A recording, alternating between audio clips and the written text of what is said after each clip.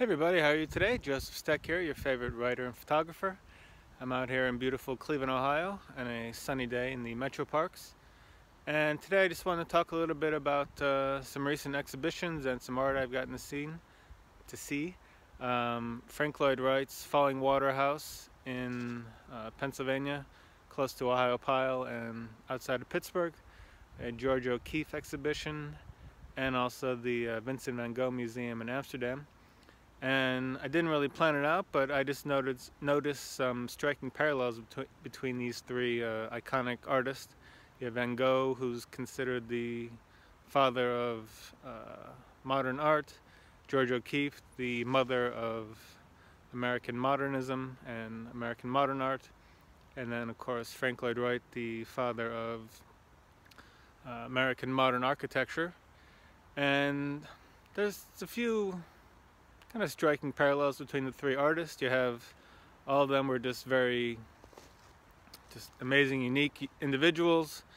They really all sort of abandoned the big city. Frank Lloyd Wright and O'Keeffe from Wisconsin, obviously Van Gogh from rural Amsterdam, or a smaller city in the Netherlands, not in Amsterdam. The museum's in Amsterdam. And they all sort of left and went off out into the country. Van Gogh into southern France, George O'Keeffe off into the New Mexican desert, and Frank Lloyd Wright off to various houses also out west and in Wisconsin. And one quote from George O'Keeffe really seemed to embody and encapsulate the three of them. She said that nothing is less real than realism, and the key to any great art or to living a great life is to capturing the most important details.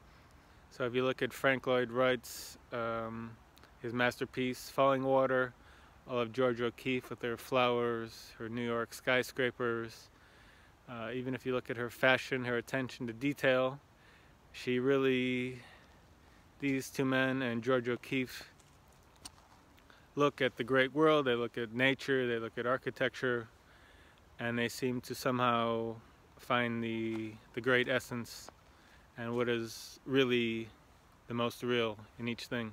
And it may sound trite, or it may sound a bit banal, but at the same time to do it accurately and to do it that resounds with other people is quite a stroke of genius.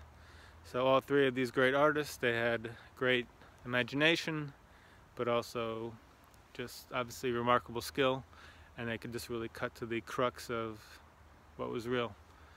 Also, all three of them also were heavily influenced by Japanese art and culture at the end of their lives.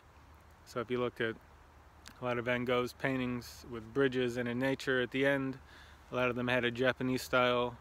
George O'Keeffe started wearing kimonos, and a lot of her art reflected Japanese and Asian inspiration, and the same thing with Frank Lloyd Wright's houses. If you look at his, especially the interior of a house like Falling Water, you'll see a lot of Japanese influence there. So all three of these great artists were from small towns or rural areas.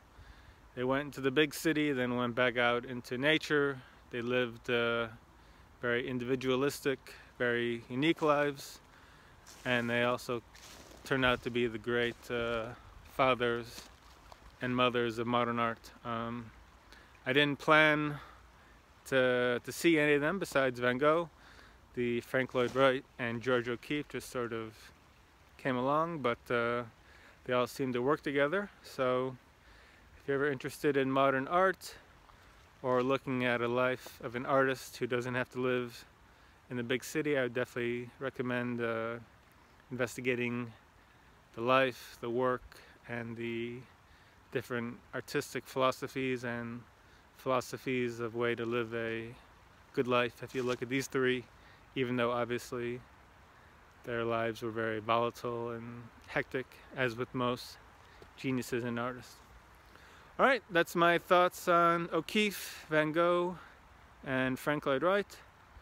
I hope you enjoyed the video, and get outside and get inspired. Have a great day. See you next time.